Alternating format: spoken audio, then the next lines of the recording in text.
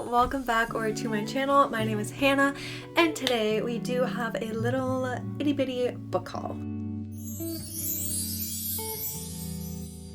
And by itty bitty, I mean 1, 2, 3, 4, 5, 6, 7, 8, 9, 10 books. I may have miscounted that. But anyway, let's jump right into my book haul. If you do watch my ASMR channel, I apologize, you will have seen these books before. I already did a haul up there a few weeks ago. I'm definitely behind on this video and this channel, but we're catching up. It's all good. We're gonna start with some book mail that I received that was very exciting. So from Source Books, I received 2 books actually. 2 Katie Robert books. This one is called Neon Gods. I've never read a Katie Robert book before, but I'm very excited to jump in. I unfortunately don't think either of these are the first book in a series, but that's okay. So this one said he was supposed to be a myth. I think all that I know of Katie Robert is that her books are very spicy, so I'm very intrigued. So the top here says, he was supposed to be a myth, but from the moment I crossed the river Styx and fell under his dark spell, he was quite simply mine. So that's very exciting. So this is a modern retelling of Hades and Persephone that's as sinful as it is sweet. I'm actually really looking forward to this. I love fantasy retellings, or not fantasy retellings, this is a mythology retelling. So I'm not going to read the whole thing. You can pause it and read it if you want, but because it's not the first in the series, I just don't want to, ruin anything. And same goes for this one, which is actually an ARC copy, which was really cool. This book actually came out August 5th, so they actually sent this to me in July. I've been holding on to it for a little while. So this is called Learn My Lesson, a Wicked Villains novel.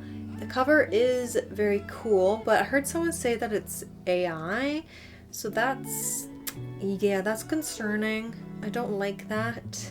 I do like it, but yeah, if it's AI, I'm not a fan and I do not support that. But yeah, as I was saying, this is the second book in a series. So I think this is also a mythology retelling, which is very cool. So it says, once upon a time, I was a prince, she's queen to Hades' king. So we have, another myth retelling. Ooh, and it's signed too. I'm honestly really excited to read these. I did order the first book a while ago and I still haven't got it. I don't know why. But I think I can read the first part of this. A single night with Megara, and I'm willing to do anything to save her from Hades, the man holding her captive, victim to his every whim. A bargain with the devil himself seems a small price to pay in order for Megara to go free until I learn that she's exactly where she wants to be. Ooh. Okay, very exciting. And also by Source Books, I was sent Her Soul for a Crown by Alicia Ramira. This is the finished copy. First of all, how absolutely stunning is this? And it's got sprayed edges that are very beautiful. The inside of this book is gorgeous too. There's some artwork and this really cool map. How cool is that? We also got some paper stuffs. We got, I think that's the same art, but colored. We have a signed signature plate. Then we have a couple recipes, which is really cool. So cool. Yeah, this book looks really, really good. So it says, a rising queen, a fallen god, 2 worlds collide to change the course of destiny forever. Anula Ramanaki of Anuradhapura, I really hope I said that correctly, calculated her ascent the moment she was orphaned, when her village burned in an endless war and the gods forsook her prayers. First, she would marry the Raja, then she would poison him and take the throne for herself and her people. But when an unexpected coup thwarts her careful plans, Anula is left with one desperate option. She offers her soul to the cursed gods she renounced in exchange for the crown. Say no more. Say no more. Yeah, I'm really excited for this one. And the final book that I was sent by Bloom Books this time is Wyatt by Jessica Peterson. This is the first book in the Lucky River Ranch series. I did mention this book in my last video because I bought the first book in the series. This is the second book that I was sent, but this is definitely one series that I would have bought anyways. because I'm not the biggest romance girly, but I am a horse cowboy girly. So this is the art. I love the art style. It's also sprayed edges. So what is it about? He is exactly what she's looking for in a one-night stand, if only he wasn't her best friend. Sally Powell is back in her hometown of Hartsville, Texas, waiting for her dream job to start thousands of miles away. While she's here, she hopes to end a dry spell, preferably with a local cowboy. If the rumors are true, they ride harder and stay on longer. Oh God. Wyatt Rivers has been her best friend since second grade, and she's been in love with him for almost as long. But he's as wild and untamed as a colt, not to mention totally out of her league with his good looks and heartbreaker reputation. If Wyatt is such an expert, why doesn't he teach her the ropes of how to find a hookup? He begrudgingly agrees, but a little fake flirting leads to fake dating, which leads to real kissing, which leads to real, well, everything else. And the rumors are absolutely true. Sally wants so badly to be Wyatt's last rodeo, but she's leaving town soon, and even if she wasn't, she's not sure Wyatt will ever change his ways. They say cowboys can't be tamed. Apparently, neither can hearts. I'm sold. I like that premise a lot. Okay, our next few books, well, we're gonna keep changing lanes. We know I love all types of genres, so we're really changing lanes into horror with this next book. This is Horror Store, a novel by Grady Hendrix. This book intrigued me simply for its form factor. This book is based off of IKEA. I do have a number of Grady Hendrix books, and I have read one or two of them. I need to jump back into his writing, specifically this book. Like, look at it. It looks like an IKEA catalog. Like, how cool is that? Like, it's square, and it has these French flaps here with a literal map of a store. So it looks like all nice on the front, and then all like spooky and haunted on the back. And it even is kind of like laid out like a catalog. So I've heard good things about this book too. Like, it doesn't seem to just be like a gimmick, you know? So it says, something strange is happening at the Orsk Furniture Superstore in Cleveland, Ohio. Every morning, employees arrive to find broken, jarring bookshelves, shattered glands, water goblets, and smashed Leary Pip wardrobes. Sales are down, security cameras reveal nothing, and store managers are panicking. To unravel the mystery, 3 employees volunteer to work a 9-hour dusk till dawn shift. In the dead of the night, they'll patrol the empty showroom floor, investigate strange sights and sounds, and encounter horrors that defy the imagination. A traditional haunted house story in a thoroughly contemporary setting, Horror Store is designed to retain its luster and natural appearance for a lifetime of use. Pleasingly proportioned with generous French flaps and a softcover binding, Horror Store delivers the psychological terror you need in the elegant package you deserve. Very excited. All right, like I said, shifting gears once again to a nonfiction. This is a newer book in the last like 5 months-ish, I want to say. I was just browsing on Indigo and it caught my eye. Sometimes you get books that way, you know?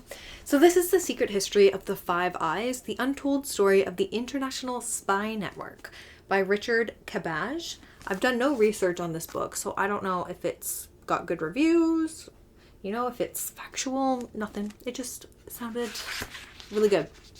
So it says, despite being one of the world's most powerful intelligence networks, the Five Eyes has been steeped in secrecy since its formation in 1956. The international intelligence collaboration among Britain, the United States, Canada, Australia, and New Zealand has shaped global events since its inception and continues to this day. Over 8 decades, the Five Eyes agencies, including the CIA, FBI, M15, M16, or is it M15, M6, MI5, MI6? I should probably know that. GCHQ and a bunch of them there have swapped secrets and trade craft and pooled resources. From Nazi hunters and World War II codebreakers to spy masters and political leaders embroiled in the recent security crisis around Russia and Ukraine, these agencies have shared a common purpose and common enemy in spite of a mutual mistrust. Sounds pretty fascinating. It's kind of long too. Yeah, very intrigued by that. Next, changing gears once again, we go back to romance, but this is like a romance with a sub-mystery plot. I forget what these are called, but I've been seeing this particular book for a while, All the Missing Pieces by Catherine Cowles, and yeah, I've just been very intrigued by it because I love a mystery. So if like it's a romance with a mystery element to it, I think I might like that. So this says, sometimes the last thing you expect is exactly what you need, the final missing piece. And sometimes it comes in the form of a towering, broody sheriff determined to get in your way at every step. I'll just read the first little bit. Ridley Sawyer knows what it's like to miss someone, to feel like a piece of her vanished because it happened to her the night her twin sister disappeared.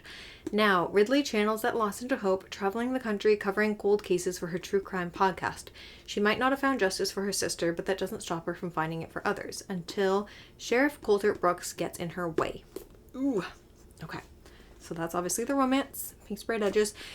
I'm very excited, more honestly so about the mystery element of this, but I have heard that it's like the romance is at the forefront and the mystery like very much takes a backseat, which like I get it if the romance is at the forefront, but like don't do like a mystery romance if there's gonna be nothing happening with the mystery part. Do you know what I mean?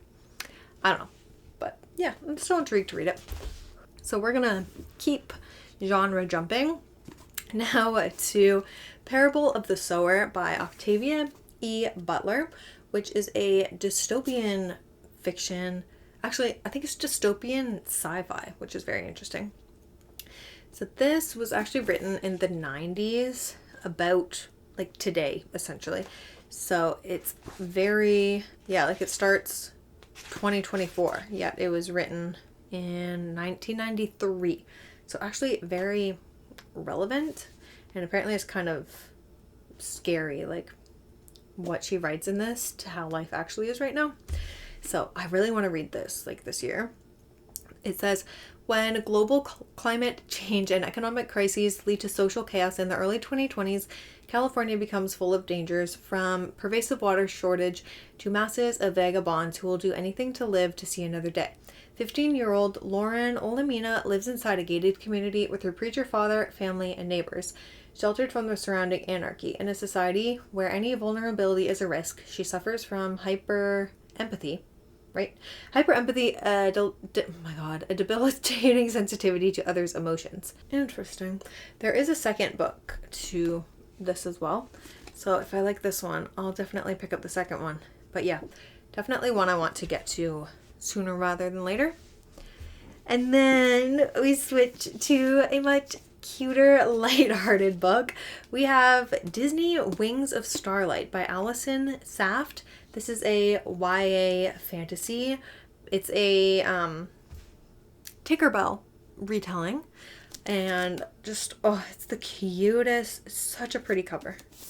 The back, stunning. I'm so excited for this. I think it's a standalone, hopefully. But it just looks so cute. So it says, before she was the queen of Pixie Hollow, she was a young fairy who had to choose between duty and her heart. It's been centuries since a warm season fairy has crossed into the winter woods, and while most fear the legends of monsters lurking in the frozen lands, Clarion can't help being intrigued by winter's stoic beauty. However, under the watchful eyes of the current monarch and the court's seasonal ministers, Clarion has little time to dwell on daydreams while the days to her coronation dwindle away. That is, until reports of a monster crossing from winter into spring make their way to the palace. Clarion sees defeating this threat as an opportunity to prove she is worthy of her new role, but instead of finding a monster at the edge of winter, she finds Milori, a young guardian of the winter woods. Together, they form an unlikely bond as they race to save their lands. Cute! Yeah, it just seems like a cute, fun time. Fun fairy time. Alright, loves. Final book, and we're leaving it on a very good note, I feel like. This is A Treachery of Swans by A.B. Poranek, and this is the Illumicrate exclusive version. Illumicrate box. So gorgeous. I am no longer an Illumicrate subscriber. I haven't been for like a year now, but you can just like buy most of their boxes, just like one-offs, and that's what I did with this one. I just bought the book, and I like from them. I didn't need to buy it secondhand or be like a subscriber. You can't do that with all of them, but most of them you can. And after I had seeing this book online and a bunch of people unboxing it and showing it, I really wanted to get it, so I did. So it looks absolutely stunning. It is I think it's a sapphic fantasy, a Swan Lake retelling, which really, really intrigued me. So here's that. Let me show you the book first. Like, are you ready? If you've not seen it, you're not ready. It is so stunning. Like, this is why I wanted it. I am such a fan of artwork like this, just straight on the hardback. Oh, it's so pretty. Then we have the front end pages, gorgeous foil, and the back. Gorgeous, gorgeous. And the sprayed edges are like feathers. It's so pretty. And there's the author note, the, I think, digital signature. So pretty. All right, so let's read a little bit of the blurb. Magic has long been outlawed in Ariel. Odile has always known she'd be the one to restore it. Raised by a sorcerer, Odile has spent years preparing for the heist of a lifetime. I love a heist. It's perfectly simple. Impersonate a princess, infiltrate the palace, steal the enchanted crown, and restore magic to the kingdom. But when the king is unexpectedly murdered, she's forced to recruit the help of Marie, the real princess, and the two begin to unravel a web of lies and deceit that leave Odile uncertain of whom to trust. Soon, though, Odile must decide her mission or the girl she's falling for. The fate of the kingdom depends on her making the right choice. Ooh. Ooh. I'm so excited. I want to read this soon. Okay. So, guys, those are all of my new-ish books. Let me know if you've read any of them or interested in reading any of them. And I hope you have a wonderful rest of your day. If you're not yet, make sure you are subscribed. I try to upload once a week over on this channel. So yeah, subscribe so you know exactly when I upload. You can stay up to date and all of that. With that said, go take care of yourself, and I shall see you in the next video.